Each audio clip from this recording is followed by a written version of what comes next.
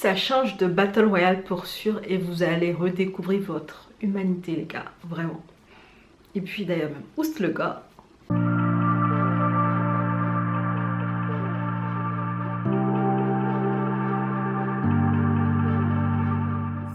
Hello, moi c'est Diane et bienvenue sur cette chaîne. J'aime parler de drama asiatique, de livres et de trucs que je trouve fun en général. Dans cette vidéo, je vais vous parler d'un drama qui m'a un peu sorti de ma zone de confort car de base, je ne regarde que des romances ou des thrillers japonais.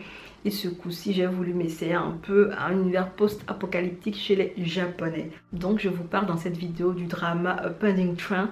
Il fait 10 épisodes de 45 minutes. Et si je devais lui donner une note sur une échelle de 1 à 10, je lui donnerais un 7,5 sur 10.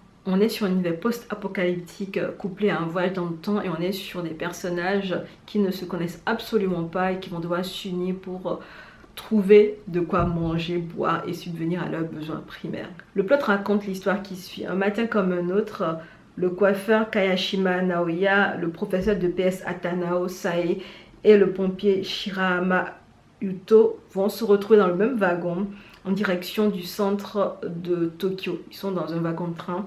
Alors que la plupart des passagers ont les yeux rivés sur leur téléphone, la rame va s'immobiliser soudainement et le wagon va se détacher du train et va être propulsé dans un univers du futur en ruine en fait, sans moyen de communication. Il n'y aura pas d'eau, il n'y aura pas de nourriture.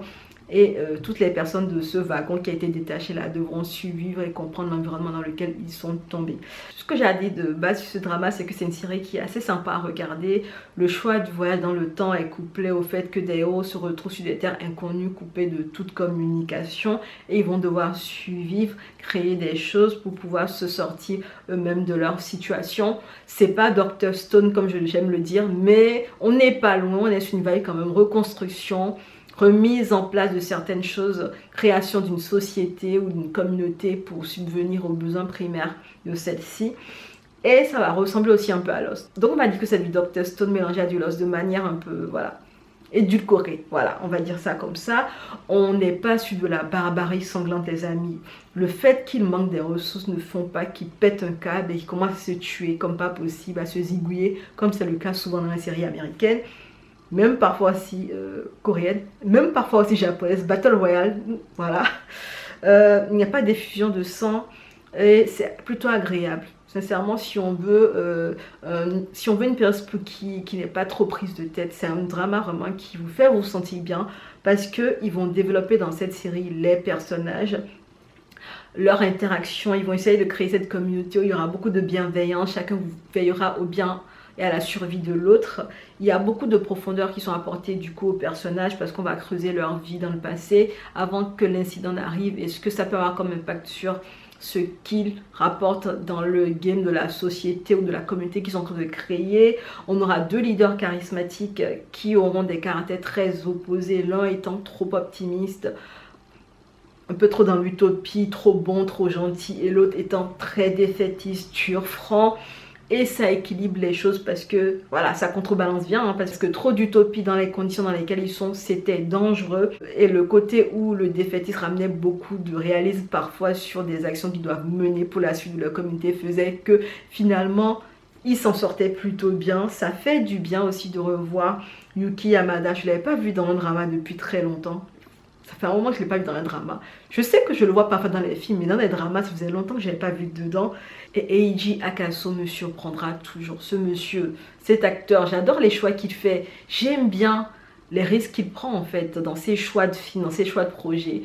Je l'ai connu dans Cherry Magic et je l'ai vu dans tellement d'autres projets après. J'ai trouvé, waouh, il sait ce qu'il est en train de faire. Il est en train de mener une carrière.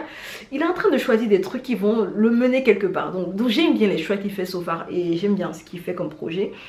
Et c'est un drama qui est assez prenant, on a envie d'enchaîner les épisodes, de comprendre ce qui se passe, comment ils vont s'en sortir, comment avance leur péripétie. On se pose beaucoup de questions sur ce futur dans lequel ils ont été catapultés.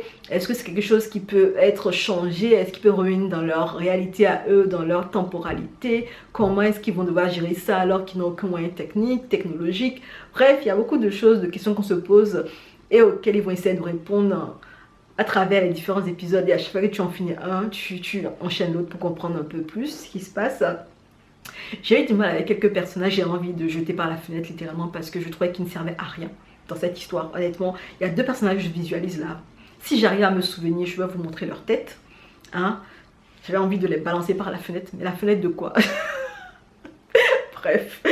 Et malgré qu'ils soient très problématiques ces personnages-là, la communauté quand même a fait fi de ça, il les a pris quand même en son sein, ils ont essayé de discuter beaucoup avec eux, de communiquer avec ces personnages problématiques-là pour les aider à être un peu plus, vous savez, solidaires de la communauté. Bref, ils ont vraiment pris le temps sur ces personnages-là que je trouve qu'on aurait dû jeter par la fenêtre. Mais bon, la fenêtre de quoi?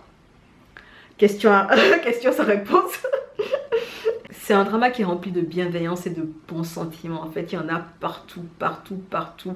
La communauté qui va se retrouver créée parce que voilà, ils sont dans la même galère. Il y a une communauté qui est solidaire, veut le bien de chacun des membres. Et c'est vraiment, ça fait plaisir de voir ce genre de vibe. Honnêtement, on n'est pas sur de la violence. On est sur de bons sentiments, de bonnes émotions. Ça fait du bien. On recroit en fait en l'humanité. On se dit que voilà. Voilà, notre humanité n'est pas perdue. Voilà. Il y a des cas où même si on se retrouve dans des conditions extrêmes, on ne va pas jeter aux oubliettes notre humanité juste parce qu'on doit survivre. Et j'ai trouvé ça plutôt intéressant. La fin m'a un peu laissé sur ma faim parce que du coup, elle déclenche d'autres questions que je me pose. Et je me suis dit, à moins qu'ils veuillent faire une seconde saison, je comprends pas pourquoi ils ont laissé la fin aussi... pas bien fermée, elle était un peu ouverte, il y avait beaucoup de questions qu'on se posait quand même sur certains éléments, on n'a pas eu de réponse dessus, donc on se dit, attendez les gars, vous allez faire une seconde saison ou bien c'est comment? J'espère qu'ils vont faire une seconde saison ou qu'au moins ils vont faire un truc pour boucler ça, pour nous apporter des réponses, parce que j'ai apprécié la plupart des personnages de cette série et j'aurais aimé savoir ce qui lui arrive à la fin des fins.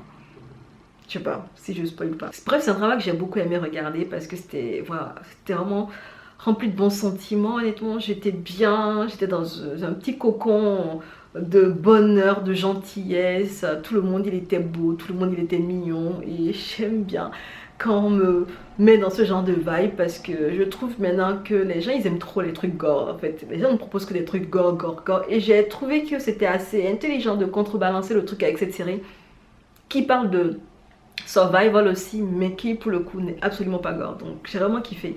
Et c'est vraiment très mesuré, c'est très cadré, voilà. Les gens sont comme il faut, vous savez, ce sont les Japonais quoi. Voilà. Alors je vous recommande ce drama si vous aimez les voyages dans le temps, si vous aimez les ambiances saines avec des personnages qui font front uni pour affronter un danger. Si vous aimez la solidarité en terres hostiles et aussi c'est idéal pour la période spooky si on aime les trucs soft et qu'on veut être dans de bons sentiments, de bonnes vibes. Donc voilà. Bref, si vous voulez vous laisser tenter par ce drama, je vous rappelle qu'il est disponible sur Netflix. N'hésitez pas à me dire ce que vous pensez faire, le regarder ou pas. Si vous l'avez déjà vu, n'hésitez pas à me dire ce que vous en avez pensé. Et j'ai fini cette vidéo, donc on se dit à bientôt dans une prochaine vidéo. Et en attendant, prenez soin de vous. Allez, ciao!